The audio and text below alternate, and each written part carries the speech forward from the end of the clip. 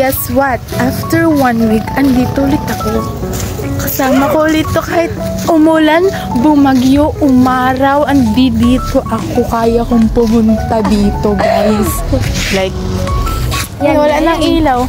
Parang, ay, wala nang araw. Ay, dito mo malalaman na mabait si Lord. Kasi kanya nalakas ng ulan. Wala na. yes, in God we trust. Trust in the Lord with all your heart. Talagang, ano ko na yun eh, parang verse ko na yun, Bible verse ko na talaga yun. Pero ngayon iba na meaning. Kasi dati dahil lang sa crush ko, ngayon hindi. Dahil na kayo. Appetizer ba to? Oo, kasi yun yung ano. Sana all.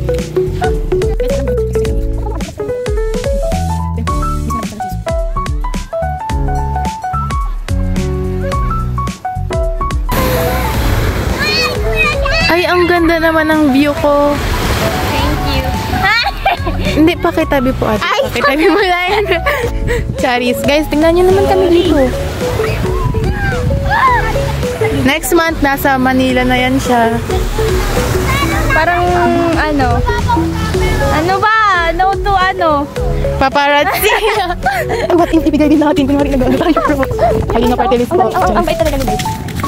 Oops. Ang bait ni Lord, ginawa na akong mag-upap ko. Diba? Tapos next month, nasa inyo ka na. Hindi pa ako nag-blow up. Paano naman ako? Huwag na mag-blow up. Love will find you.